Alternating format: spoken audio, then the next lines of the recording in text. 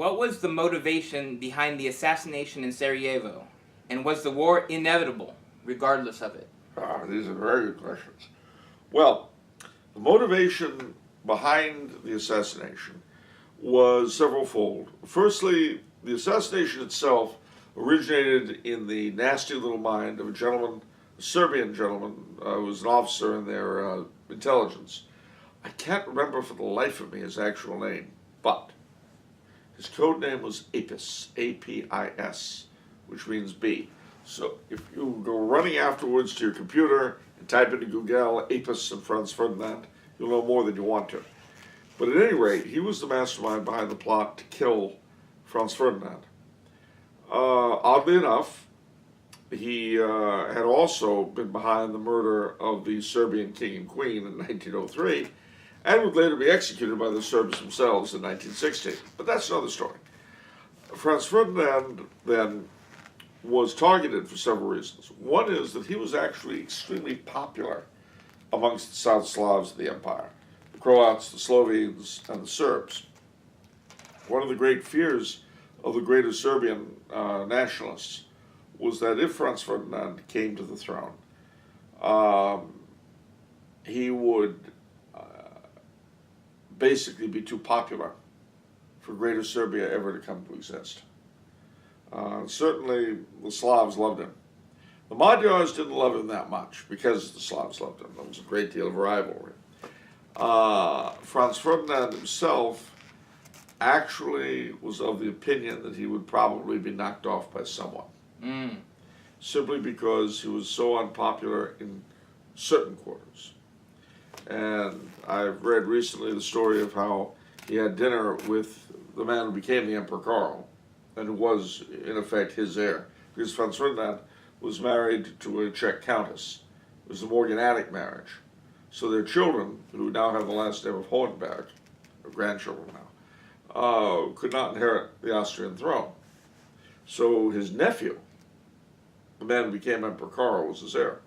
So he asked him to dinner one night, and he said, he showed him some paperwork for his eyes only, and said, they're going to get me sooner or later. He didn't specify who they were. So I want you to know where this information is so you can read it when your time comes. All in all, Franz Ferdinand seems to have been a very admirable character, and it was a great loss to the empire that he died. But that having been said,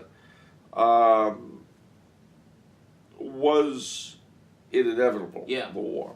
Well, when you look at what Austria demanded from Serbia, they're pretty moderate demands. If you could imagine, to put it into our terms, if you could imagine the Vice President of the United States being assassinated in San Antonio by someone whom the government thought probably was connected somehow with the Mexican Secret Service, you could understand why we would demand that we conduct an investigation in Mexico.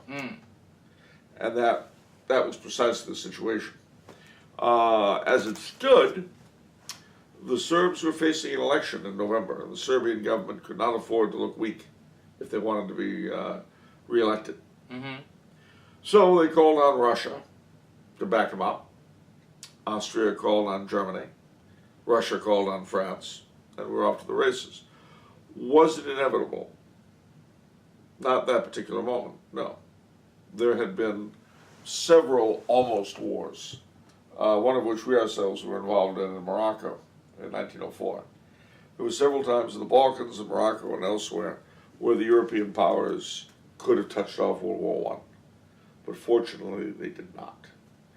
That it happened this time was because of a certain concatenation of circumstances. How's that for a word, ladies and gentlemen? Concatenation. That produced the effect that we had. But certainly, a lot of people in Europe, all over Europe, were spoiling for a fight. It was the golden age of nationalism. People, there was a sort of idealism in the air that you could only really prove yourself through combat, and a lot of young men had bought into that.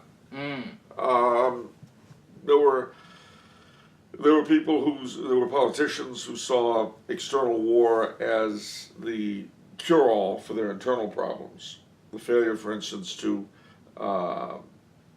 fully integrate the proletariat that had arisen as a result of the Industrial Revolution and was sort of disaffected, and thus had become to a great degree the prey of the communists and the socialists. Well, how do we get these people to feel a full part of society? Well, a war is always good. Get them, waving the flag and all this. There were a lot of different things going on at the same time. There were, in certain literary circles, a sort of contempt for peace. The idea that it made people lazy and decadent. And you got to bear in mind, too, that these people did not see war the way we see it. Their experience of war was memories of the Napoleonic Wars, which have been the last major fight, the Crimean War, the wars of German and Italian unification, and then all the various colonial conflicts. These wars, while they resulted in people getting killed and maimed and all that, were not the utter horrors that ours were. Well, the Napoleonic Wars were, but they weren't as bad technologically, and they were 100 years before.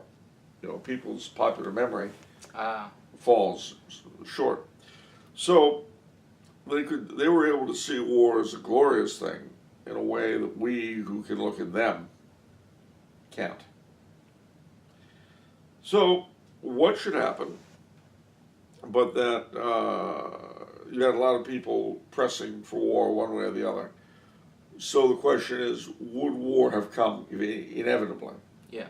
And one can't know, of course, because we're never allowed to know what would have happened. But I would say there's a pretty good chance it would have come over something. Yeah, it seems like there's all these forces that are itching for war in one way or another. Well, absolutely. And so Europe also was, nationalism to a great degree had replaced Christianity. And there was a hardness and a nastiness. Positivism was another big thing at the time. What is that? Positivism. Yeah, what is that? Oh, sorry. Little slow. It's a philosophy, a very materialistic philosophy that places all of one's confidence in action. You want to do things. You don't want to be simply contemplative and all that. It puts a lot more emphasis on the deed than the thought. Mm. And then there was social Darwinism that was running around, the idea that some races were superior to others, some nations superior to the others, and that this was nature's way alongside evolution. Darwinism and all this. Well, all this stuff lowered tremendously the influence of Christianity in Europe. In some circles, almost unconsciously. So, a lot of Europe was spoiling for a fight. And it is, unfortunately, Europe's failure that it got it. Because it destroyed them. Utterly destroyed them.